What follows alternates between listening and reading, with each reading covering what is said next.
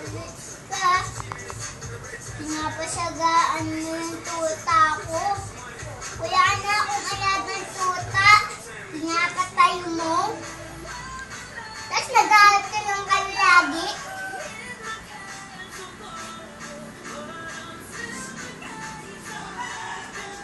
Tapos pinapatay mo sa tricycle. Kaya ninasagasaan siya. Kaya nakatali siya.